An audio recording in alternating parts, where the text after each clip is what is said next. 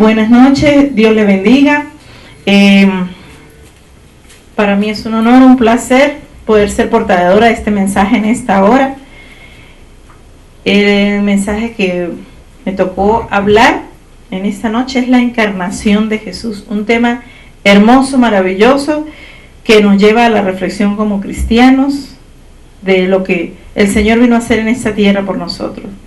Oramos, ponemos este mensaje en las manos del Señor, creyendo que de antemano Dios cumplirá su propósito en cada uno de nosotros. Padre amado, te damos gracias en esta hora por permitirnos estar reunidos en tu nombre, Señor, compartiendo tu palabra. Toma el control, Señor, de este lugar, toma el control de la enseñanza, toma el control de mi vida. Señor, que seas tú hablando, Señor, a través de mí, que seas tú trayendo un mensaje, Señor, que nos lleve a la convicción plena, Señor, de que tu encarnación en nuestra vida, Señor, en nuestra tierra, Señor, es una realidad, Señor. En el nombre de tu Hijo Jesucristo te lo pedimos. Amén y amén. En esta tarde yo le voy a hablar sobre la encarnación de Jesús. Voy a utilizar como texto base el Evangelio de Juan, capítulo 1, del versículo 1 al 18. A través de este capítulo, por medio de estos versículos, vemos que el evangelista está hablando del proceso de encarnación de Jesús en la tierra. Pero me gustaría tomar como el texto principal Juan 1:14, que dice: y aquel verbo fue hecho carne y habitó entre nosotros, y vimos su gloria, gloria como del unigénito del Padre, lleno de gracia y de verdad. Aquí vemos que se está consolidando la encarnación de Jesucristo, pero es necesario que conozcamos bien a qué se refiere el término encarnación. Y la encarnación es el hecho de asumir un cuerpo de carne. Este fue el acto más hermoso que pudo haber hecho Dios a través de su Hijo Jesucristo. Fue haber venido a la tierra de manera voluntaria, tomar un cuerpo humano y la naturaleza humana para demostrar su amor a una humanidad caída y sin esperanza. Este proceso por el cual tuvo que pasar nuestro Señor Jesucristo fue un proceso nato de amor. Vemos cómo el Señor, desde el principio de la creación, nos amó tanto que aún siendo pecadores, aún siendo desobedientes, el Señor obra en su deidad y crea un plan maravilloso que hoy sería la esperanza a un pueblo. Antes de profundizar un poquito en el tema de la encarnación, quisiera hablarles un poco de la preexistencia de Jesucristo. Es necesario porque la preexistencia no humana ni carnal, sino la divina, es una base fundamental para poder corroborar el tema de la encarnación. La preexistencia de Jesús, vamos a hablar en 3 textos que nos van a ayudar a aclarar un poquito sobre la preexistencia. La preexistencia es su existencia desde la eternidad.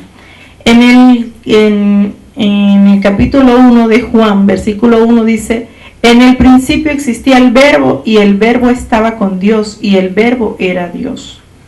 Vemos que Jesús ya existía desde el principio, estaba con Dios, era Dios.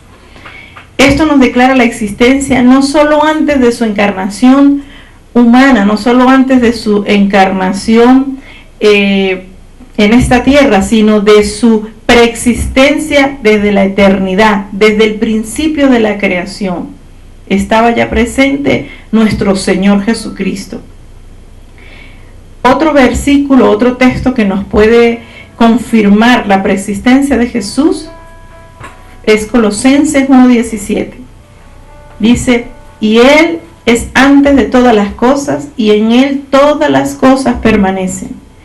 Estas palabras del apóstol recalcan la supremacía absoluta de Cristo sobre todas las cosas.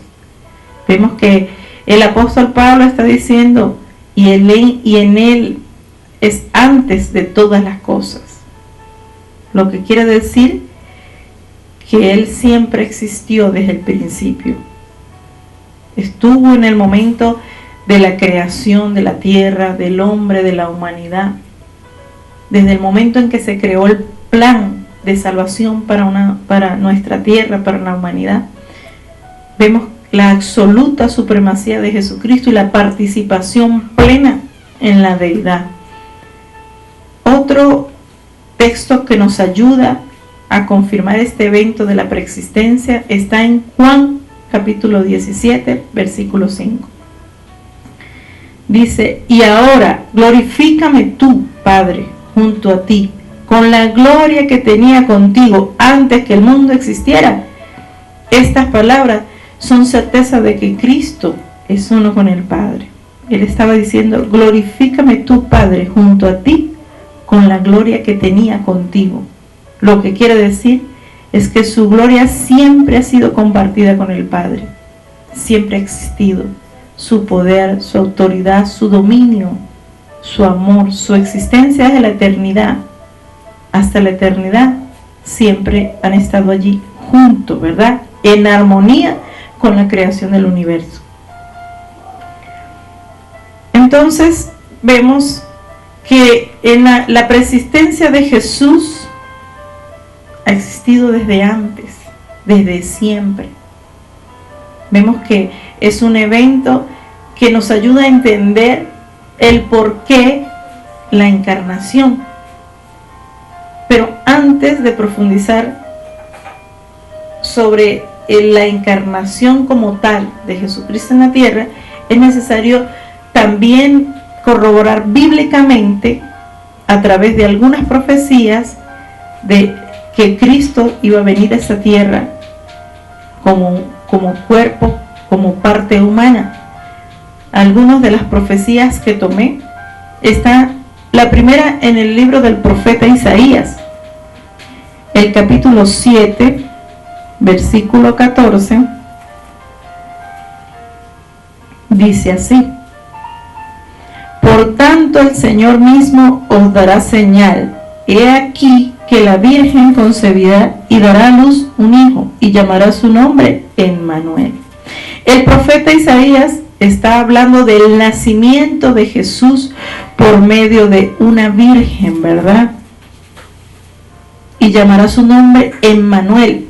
Emmanuel quiere decir Dios con nosotros. Estaba hablando de Jesucristo con un nombre que significa Dios con nosotros. Era el mismo Dios, era la encarnación de Dios a través de su Hijo, ¿verdad?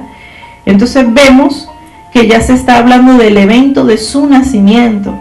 También tenemos al profeta Miqueas. El profeta Miqueas, en el capítulo 5, versículo 2, dice: pero tú, Belén, Éfrata, pequeña para estar entre las familias de Judá, de ti me saldrá el que será Señor de Israel, y sus salidas son desde el principio, desde los días de la eternidad. El profeta Miqueas, ¿de qué está hablando? Está anunciando el lugar del nacimiento del Señor. Aquí vemos otro argumento fuerte, explícito del origen eterno del verbo que procede del Padre. No solamente conocemos la manera, cómo iba a venir el Salvador al mundo, sino también vemos que aún el lugar donde había de nacer ya estaba profetizado desde antes que todo el proceso de la encarnación se consumara. Ya estaba el lugar.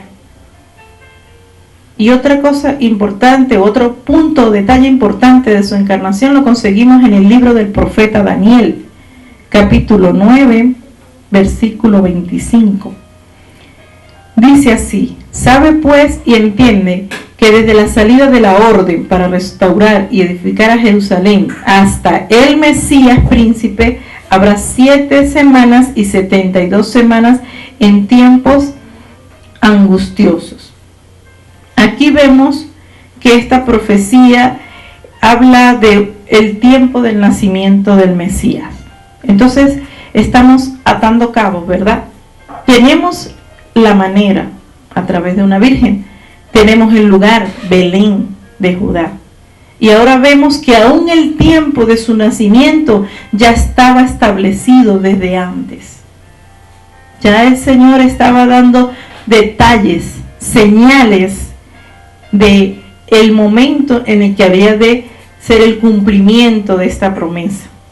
Entonces, no solamente hablamos de la preexistencia, de que Jesús es y ha sido siempre con el Padre, sino que también vemos que muchos años antes, vemos que hombres usados por Dios fueron instrumentos en sus manos para declarar una palabra que iba a ser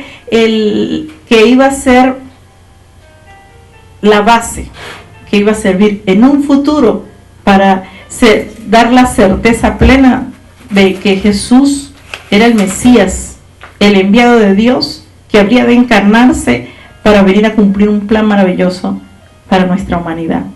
También hablamos un poquito, es bueno conocer la naturaleza y vida de Jesucristo. Venimos hablando de que fue nacido de una mujer. El cuerpo de esa mujer era un cuerpo normal. Fue concebido por el Espíritu Santo en el vientre de esa mujer, pero él tuvo que durar 9 meses en el vientre de esta mujer. Vemos en el capítulo 1 y capítulo 2 de Lucas, en donde habla de su nacimiento, su crianza, su formación. Vemos que allí está todo el recorrido, el testimonio de la naturaleza humana de Jesucristo. También podemos ver en la naturaleza humana que él fue sujeto a la limitación de la humanidad. Vemos que Jesús tuvo hambre. Vemos que después de 40 días y 40 noches en el desierto, manifestó tener hambre. Tuvo sed, se sintió cansado, lloró, fue tentado. Aquí vemos cómo la parte humana se manifestó en él. Él simplemente, aunque era 100% Dios, también fue 100% hombre. Y como usted y como yo, padeció en la carne sufrimiento, dolor, rechazo, crítica, señalamiento, cansancio. Pero aún en su condición de hombre, nunca dejó su deidad con el Padre. Siempre mantuvo esa relación, esa comunión directa con el Padre, y el Padre manifestaba su poder, su autoridad, su amor a través de él. Vemos cómo él tuvo la capacidad, la autoridad de parte del cielo, de parte del Padre, para perdonar pecados. Pudo levantar muertos, pudo sanar enfermos, pudo liberar cautivos. Ahí vemos que la unión hipostática con el Padre, que era la parte humana y la parte divina, se reflejó. Aquí vemos que él fue un instrumento de Dios, su gloria manifestada en él permitió que el mundo pudiera conocer las maravillas del Señor, del reino de los cielos, ¿verdad? ¿Cuál fue el propósito de su encarnación? ¿Por qué Cristo vino a esta tierra? ¿Por qué tener que ser de esa manera humana? ¿Por qué padecer? ¿Por qué sentir, dolerse? Porque Él necesitaba demostrarnos que si Él pudo en su parte humana vencer la carne, vencer el pecado, usted y yo lo podemos hacer. Cristo murió por usted y por mí para darnos salvación y vida eterna. No solamente eso, sino que fue levantado, venció la muerte, venció el pecado, venció las tinieblas. Y finalmente ascendió al Padre a reunirse con su gloria. Después de haber sido humillado, después de haber sido, haber padecido escarnio, logró el propósito final, que era la cruz, vencer y obtener la victoria para usted y para mí. Amados, en conclusión, por medio de su advenimiento al mundo, Cristo llegó a ser el cumplidor de todas las promesas divinas y de toda la esperanza del Antiguo Testamento y la necesidad y la respuesta a un mundo perdido. El Señor Jesucristo, que ha existido desde la eternidad y que existirá por toda la eternidad, tuvo que encarnarse, tuvo que nacer de una mujer y morir en una cruz, hecho pecado por nosotros para darnos la salvación, el regalo más grande que pueda existir. En su encarnación fue rechazado como hombre, siendo Cristo el Todopoderoso, el Padre Eterno. Como hijo fue sometido a toda obediencia por medio del sufrimiento. pero finalmente nos dio la victoria sobre la muerte y el pecado para llevarnos a una eternidad con Él.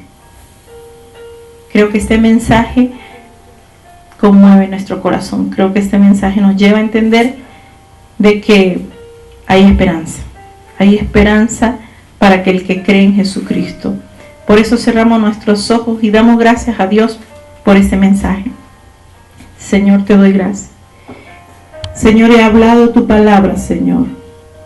Es un tema hermoso, Señor, la encarnación de Jesús, Señor, con un propósito maravilloso, y fue darnos vida. Hoy te pido que esta palabra se encarne en cada corazón de aquellos que hemos recibido el mensaje, Señor, y nos haga libres, Señor, de toda confusión, libres, Señor, de toda tristeza, de toda muerte, Señor, y nos dé la esperanza viva, Señor, de que hay una eternidad contigo. Por favor, llévanos de la mano para que tus promesas se puedan cumplir en nuestras vidas y algún día, Señor, no muy lejano, podamos estar contigo en ese lugar que tú has preparado para cada uno de nosotros. En el nombre de tu Hijo Jesucristo te damos gracias. Amén y amén.